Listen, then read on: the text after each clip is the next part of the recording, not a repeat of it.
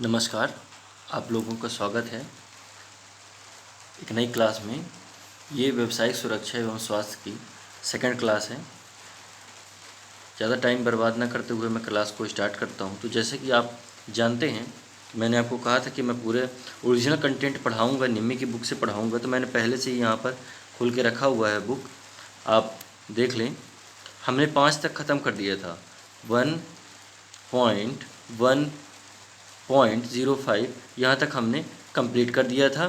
तो यदि आपने वो वीडियो नहीं देखा है, जिसका थंबनेल थोड़ा सा अलग है, क्लास ITI, ठीक है, क्लास ITI कोचिंग के नाम से है वो, ठीक है ना, कोचिंग क्लासेस क्लास 1 के, है ना, क्लास 1 है वो, CLASS क्लास 1।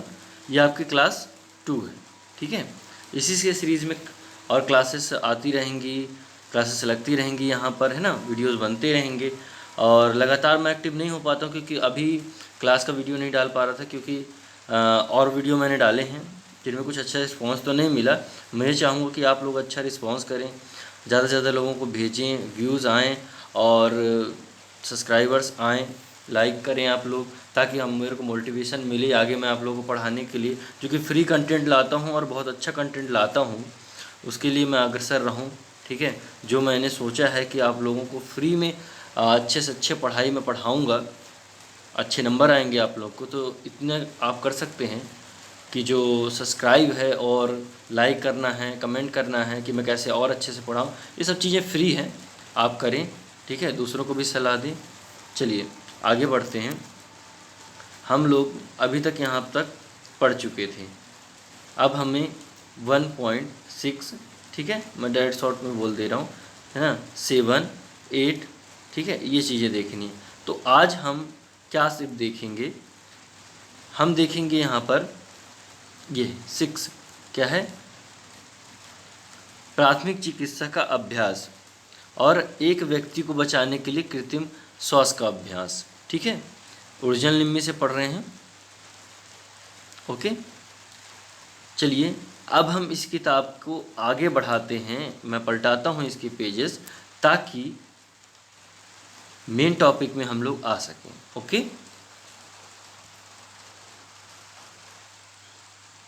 देखिए यहाँ पर हम पढ़ रहे हैं फर्स्ट एड या प्राथमिक चिकित्सा, उसकी प्रोसेस, है ना, क्या क्या करना है। ये चीज़ हमें बताएगा कि क्या क्या करना है। देखिए सबसे पहले क्या चीज़ें करनी है कि तंग कपड़ों को ढीला कर दें, क्योंकि, ठीक है, इससे पीड़ित की सांस लेने में उस बाधा ना आ, ठीक है, आ सकती है, इसलिए बाधा ना आए, इसलिए उसको क्या करना है, कपड़ों को ढीला कर देना है, ओके। अब देखिए ये किताब छपी भी ऐसी ही है, ऑनलाइन भी ये ऐसी ही है, ठीक है। तो मैं आपको चिंता न कीजिए, अच्छे तरीके से पढ़ाऊँगा, लिख के ही पढ़ाऊँगा, और जो बोलते जा रहा हूँ वो नोट करते जाएँ आप, तो आपको सरलता होगी, ओके। चलिए पहले तो आप इतना ही जान लीजिए, बाकी चीज़ें आपके काम की नहीं हैं। अब मैं आपको बताता हूँ, देखिए आप देख पा रहे होंगे, ठीक है, अपनी स्क्रीन पर मैं और थोड़ा बड़ा कर देता हूँ। ये देखिए सबसे पहली जो विधि होगी, ओके, आपकी जो सबसे पहली विधि होगी फर्स्ट एड देने के लिए, मान लीजिए किसी को इलेक्ट्रिक शॉक लगता है, अभी वो गिर चुका है, धरती में गिर गया, उसको इलेक्ट्रिक शॉक से हट गया है, अब वो मूर्छित या बेहोश है। अब उसको होश में लाने के लिए आप कौन कौन सी विधियां इस्तेमाल करेंगे, वही ज़्यादातर क्या होता है कि फेफड़े काम करना बंद कर देते हैं ऐसी हालत में, दिल भी काम करना थोड़ा सा धीरे धीरे कम कर देता है, ठीक है। तो उसको होश में लाने के लिए और फेफड़ों को एक्टिवेट करने के लिए, ताकि फिर से वो सांस ले सके, सांस नहीं लेगा तो मर जाएगा, इसलिए कुछ विधियाँ दी गई हैं जो कि बहुत इंपॉर्टेंट विधि है, उसे हम यहाँ पर पढ़ेंगे। तो पहली विधि है निल्सन विधि। अगर आपको ये अच्छे से ना दिख रहा हो क्लियर, तो मैं इसे लिख कर के बता देता हूँ हिंदी में, ठीक है। ये है नेल्सन, ठीक है, नेल्सन ऐसा लिखा हुआ है, और विधि यहाँ पे लिख देता हूँ मैं, ओके, कोई परेशानी है ना। नेल्सन विधि, ठीक है, नेल्सन आर्म्स विधि, ये क्या कहती है हम पढ़ेंगे आगे, लेकिन सारी हम लोग देख लेते हैं विधियाँ यहाँ पे क्या क्या दी हुई है। दूसरी विधि है सैफर विधि, ठीक है, इसको ऐसे लिख सकते हैं हम हिंदी में, शेफर, ठीक है। अब देखो ये क्या है, माउथ टू माउथ विधि या मुंह से मुंह विधि, ठीक है, और मुंह से नाक विधि, ठीक है। एक ही तरीके से है, एक ही तरीके से दोनों को, इन दोनों को किया जा सकता है, ओके। और फिर ये मुख्यतः ये 3 ही बताई गई हमको, ये पहली हो गई, ये दूसरी हो गई, और ये दोनों तो एक ही मान लो आप, है ना, 3, ये विधि हो गई, ठीक है। अब देखिए बड़े आराम से पढ़ाऊँगा ताकि आपको कोई परेशानी ना हो, ओके। देखिए अब क्या है, हम अपनी पहली विधि नेल्सन विधि की ओर चलते हैं, पर क्या सिर्फ इतनी ही विधियां हैं? और चूंकि मैं निम्मी मेन बुक से पढ़ा रहा हूं आपको, तो कंटेंट भी इतना ही होना चाहिए, इसके अलावा तो कुछ होना नहीं चाहिए, है ना। लेकिन ऐसा नहीं है, मैं आपको बता दूं, ठीक है। यहाँ पर निम्मी ने ही अपने क्वेश्चन पेपर में एक अतिरिक्त विधि पूछ दी थी, उस विधि का नाम है सिल्वेस्टर विधि, सिल्वेस्टर विधि, ठीक है। बाकी जब मैंने नोट्स बनाए हैं उसमें आपको अच्छे से क्लियर दिख जाएगा, ठीक है। तो सिल्वेस्टर विधि, तो उसे भी, वो चौथी विधि है, उसे भी हम कंसीडर यहाँ पर करेंगे क्योंकि इम्पोर्टेंट है, भलाई यहाँ पे नहीं दी हुई है। जो मैं यहाँ आपको पढ़ा रहा हूँ अपने एक्सपीरियंस से पढ़ा रहा हूँ, और मैंने लगभग 7-8 बुक से पढ़ा हुआ है, जिस वजह से मैं जान पा रहा हूँ। साथ में मैंने अपनी इंजीनियरिंग में भी इन चीज़ों को पढ़ा है, तो मैं समझता हूँ कि ITI की बुकों में कितनी कमी रह गई है। उस चीज़ को दूर करने के लिए स्वयं मैं एक बुक लिख रहा हूँ, जो मेरे नोट्स हैं, ठीक है। जब वो कंप्लीट हो जाएंगे तो वो भी आपको उपलब्ध करा दिए जाएंगे। तब तक आप रेगुलर क्लास लीजिए ताकि आप अच्छे से सीख पाएँ। चलिए आगे देखते हैं। जो नेल्सन विधि है ना, उसमें हम लोग कैसे पीड़ित को होश में लाएंगे। देखिए ये है नेल्सन विधि, यहाँ पर आप देख सकते हो, ठीक है। ये अब देखिए मैं आपको डायरेक्ट बताता हूँ। पहले तो क्या करना है कि जो भी रोगी है अभी फर्श में गिर गया है, विद्युत झटके से छूट गया है, तो क्या करना है, उसको उसके छाती के बल, देखिए छाती है ना, इसकी छाती के बल लेटा लेना है सरफेस पे। सरफेस मतलब आपके फर्श है ना, उसकी सतह पे आप लेटा लीजिए। अब क्या करना है, उसी के हाथ, ये देखिए उसी का हाथ है ना, उसी के हाथ को, दोनों हाथ को क्या करना है आपको, ये मान लीजिए उसके हाथ हैं, ठीक है। इतनी अच्छी ड्राइंग तो नहीं है मेरी, पर समझ लीजिएगा, ठीक है। दोनों हाथ को ऐसे करके जोड़ कर उसके मुंह को, है ना, इसके मुंह को उसके ऊपर रखना है, हाथ के ऊपर रखना है, जैसे कि यहाँ पे आप देख पा रहे हो, ठीक है।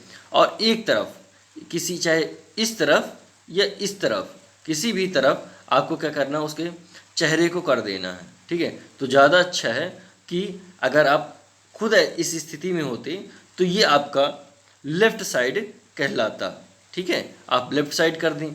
अब क्या करना है, आपको उसके सर के जस्ट सामने, ये देखिए सर के जस्ट सामने बैठना है। और कैसे बैठना है, पहले नील डाउन हो जाइए, घुटनों पर आ जाइए, फिर एक घुटना को आगे करके और एक को पीछे करके दबाव डालना है, ताकि अच्छे से आप उसके ऊपर दबाव डाल सकें। तो देखिए ये जो है, आपने ये जो हाथ रखे हैं दोनों आपके, ठीक है, इसके अंगूठे जो यहाँ पर है ना, वो टच होने चाहिए एक दूसरे से, ओके। फिर ये जो पसलियों को इन्होंने पकड़ रखा है ना, उस हाथ से भी यहाँ पे पकड़ रखा है पसलियों को, वैसे ही आपको भी पकड़ना है, ठीक है। यही है इस विधि में, यहाँ पसलियों को इसने पकड़ रखा है, ओके। अब दबाव डालना है। दबाव डालने से होगा क्या, फेफड़े क्या होंगे, जो आपके फेफड़े हैं ना, कुछ इस तरीके से होते हैं, ठीक है, ठीक है। तो क्या होता है, फेफड़ों में हवा आती है, ओके।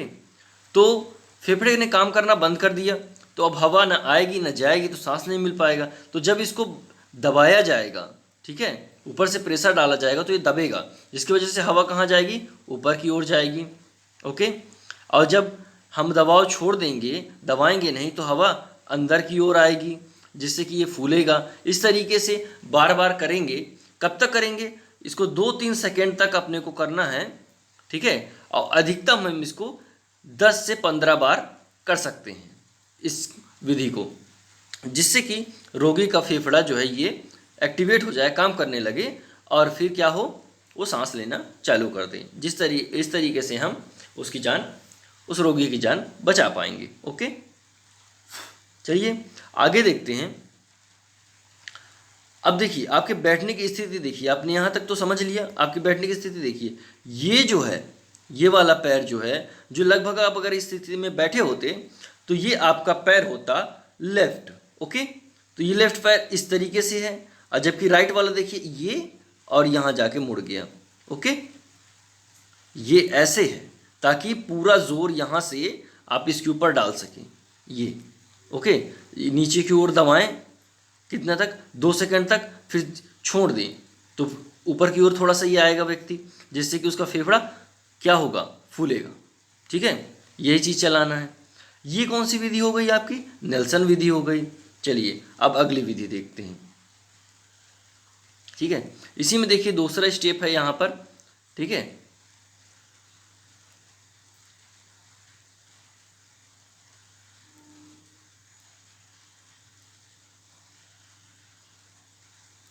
अब मैं आपको बता दूं कि ये विधि कब करनी है और कब नहीं करनी। तो कब करनी है आप ये तो अच्छे से जान गए हो, पर कब नहीं करनी है देखिए यहाँ पर बताया गया है, ये ज़रूरी है। पीड़ित व्यक्ति को अगर छाती और पेट में यदि कोई चोट लगी हो तो नेल्सन आर्म, ठीक है ना, बैक पद्धति नहीं अपनानी चाहिए। ओके, इरेज कर देता हूँ, अब अच्छे से देख लो। यानी छाती पर अगर लगे चोट, है ना, पेट पर लगे तो ये नहीं कर सकते। क्यों? क्योंकि उसको सरफेस पे अपन नीचे लटा दिए है ना, इसलिए पेटे के बल तो लेटा हुआ है, ये देखो, है ना। अब देखो,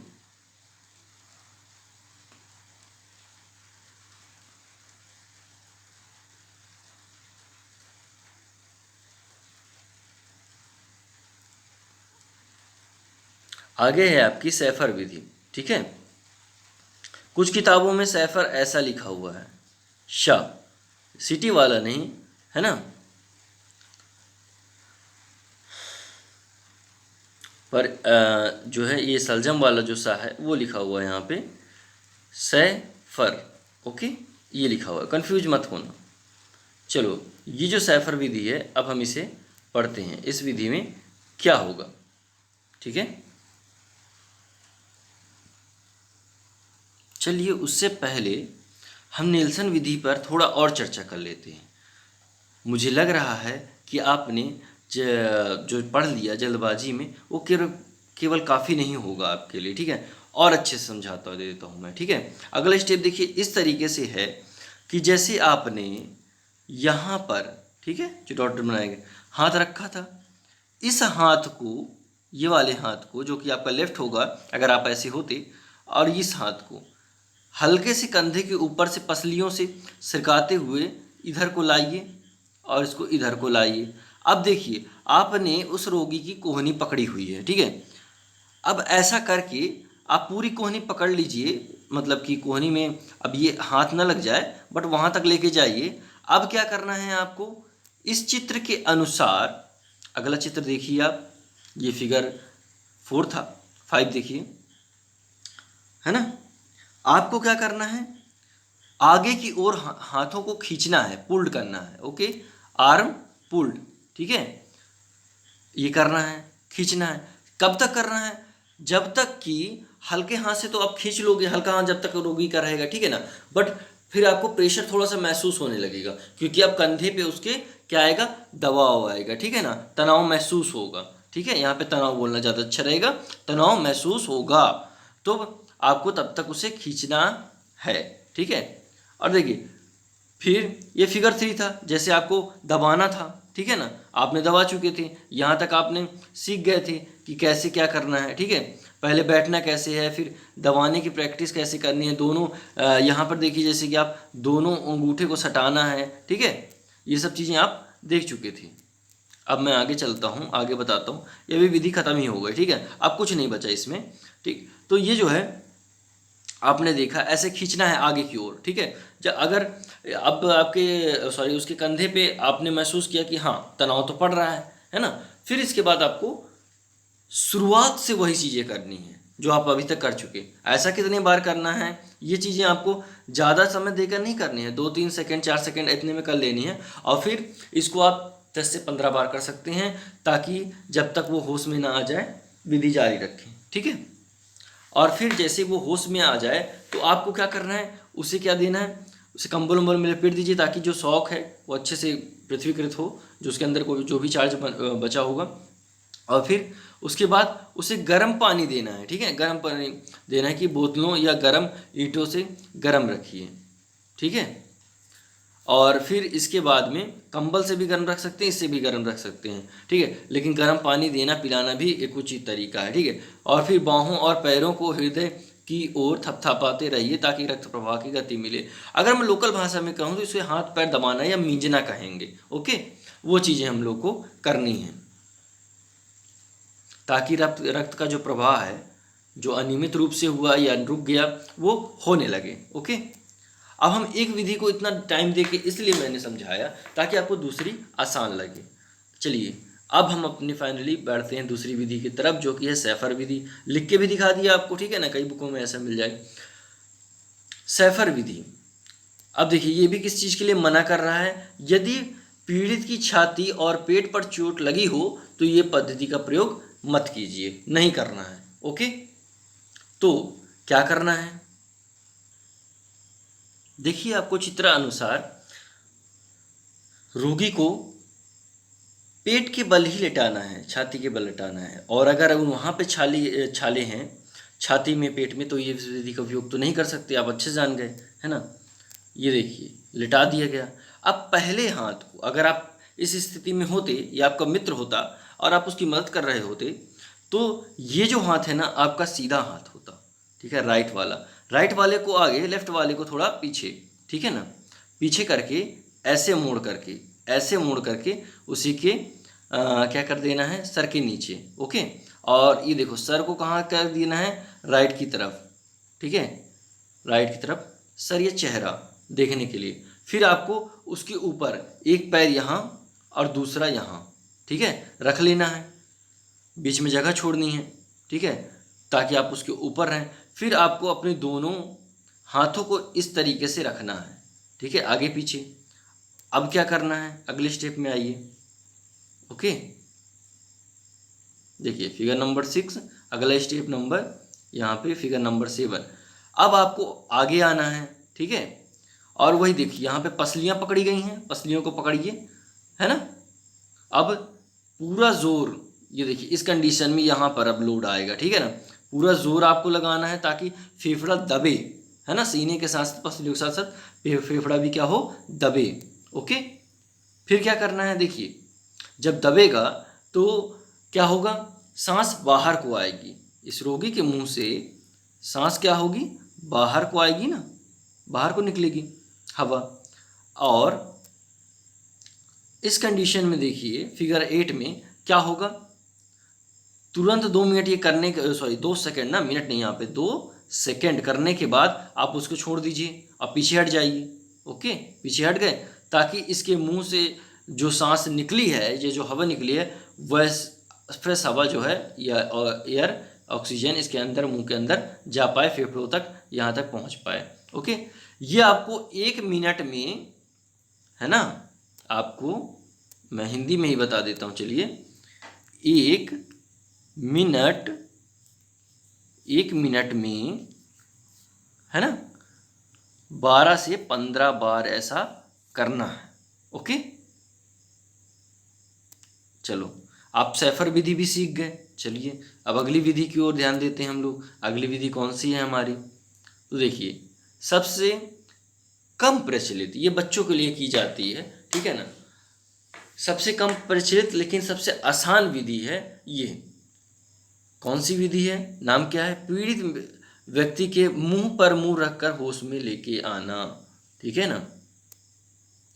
इसमें भी क्या होगा, देखिए जितना स्टेप बढ़ाएंगे आप बढ़ा सकते हैं, लेकिन मेन काम तो हम जानते हैं कि क्या रहा है यहाँ पर। ये फिगर देख लो आप, इसमें क्या है, एक तकिया रखने को बोल दिया है, ठीक है, रख लेते हैं, ताकि ये जो सर है ना, ये जो सर है ना, ये नीचे की ओर थोड़ा झुक जाए, है ना, अच्छे से इसके जो होंठ है यहाँ पर वो खुले मिल जाए, ओके। अब देखिए अगले स्टेप में क्या है, कुछ अगर देखिए झुक तो गया ये, फिर पकड़ना है, ठीक है, अच्छे से ये देखो उठा, यहाँ पास ठुड्डी के पास पकड़ के इसको उठा लिया गया है ना, यहाँ पास थोड़ा सा ऊपर की ओर किया गया है। अब देखिए साथ ही हमको एक चीज़ और याद रखनी है कि भाई वो गुटखा वगैरह तो नहीं, तम्बाकू वगैरह तो नहीं दबा के बैठा हुआ है ना, ब्लॉकेज तो नहीं है ऐसा कुछ।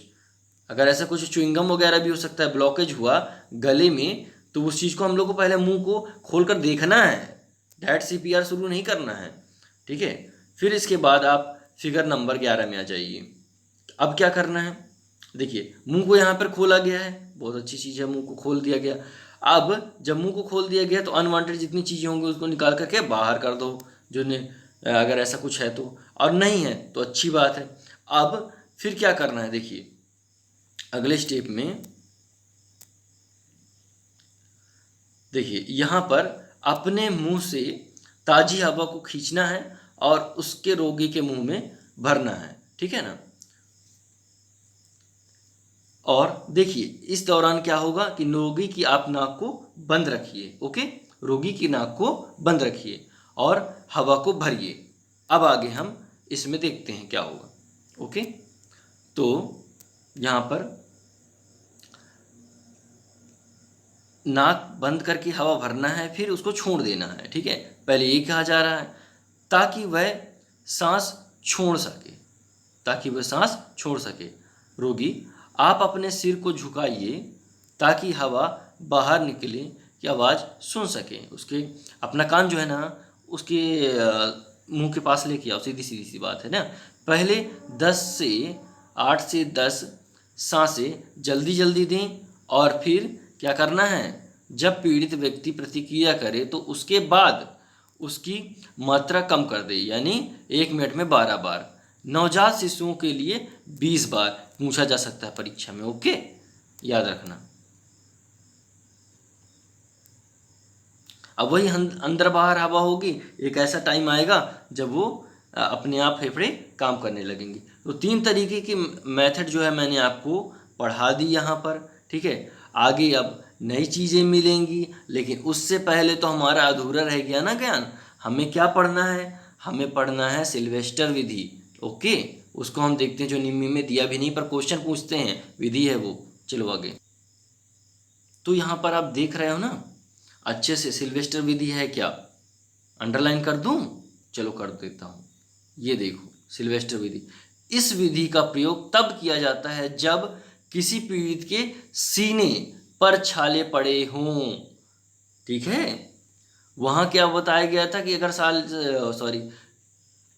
छाले पड़े हों किसमें, सीने पे, तो बिल्कुल उपयोग मत कीजिए। तो भाई अगर हम देखिए कि हाँ छाले पड़े हुए हैं तो कौन सी विधि उपयोग करें, निम्मे ने हमें नहीं पढ़वाया ये चीज़, ठीक है, पर पूछ लेगा जरूर।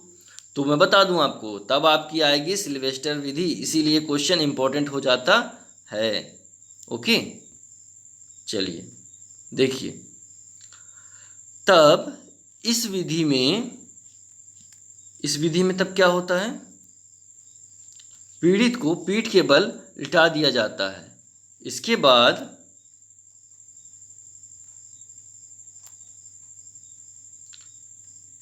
पीठ के बल लिटाया जाता है, उसके पीठ के नीचे क्या है, तकिया लगा दिया जाता है, जिससे कि उसका सीना कुछ ऊपर उठ जाए और सिर नीचे को झुक जाए, ओके। अब मैं आपको इसका चित्र दिखाता हूँ जो कि दूसरी बुक से है, ओके। चलिए दिखाता हूँ, थोड़ा पॉज करके आपको।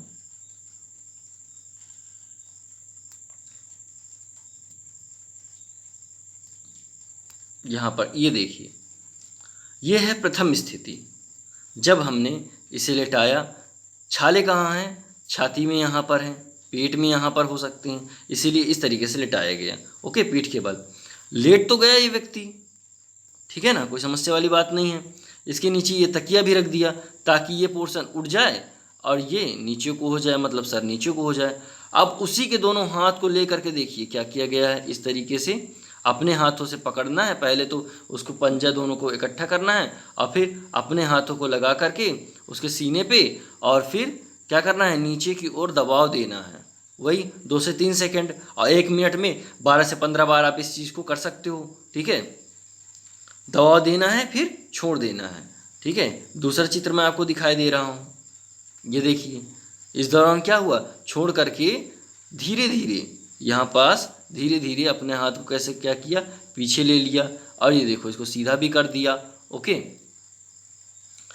तो ये आपको नेल्सन की उल्टी नहीं लग रही विधि, सेम चीज़ है उसमें भी, लेकिन क्या है, बस चित्त लेटाना और पट लेटाना, यानी छाती के बल या पीठ के बल लेटाना, बस दोनों चीज़ें अलग अलग हैं। तो छाले कहाँ पड़े हों, पेट पर पड़े हों छाले, तो कौन सी, सिल्वेस्टर विधि। अगर पीठ पर पड़े हों, पीठ पर पड़े हों, तब कौन सी विधि, तब कौन सी विधि, नेल्सन विधि उपयोग की जाती है। ओके, फिर आपके आगे मुंह से मुंह विधि और सैफर विधि। ठीक है, वो भी एक विधि है, और वो भी कब, जब छाले जो हैं कहाँ पड़े हों, पीठ पर। ओके, चलिए, आपकी सारी विधियां यहाँ पर कंप्लीट हो गई हैं, बहुत अच्छे तरीके से हो गई हैं। ठीक है, जो आपको हमेशा याद रहने वाली हैं, और बहुत सही जानकारी के साथ। ओके, ऐसा नहीं है कि कोई जानकारी आपको यहाँ पे गलत दी गई है, पूरी सही जानकारी के साथ ही आपको बताया गया है।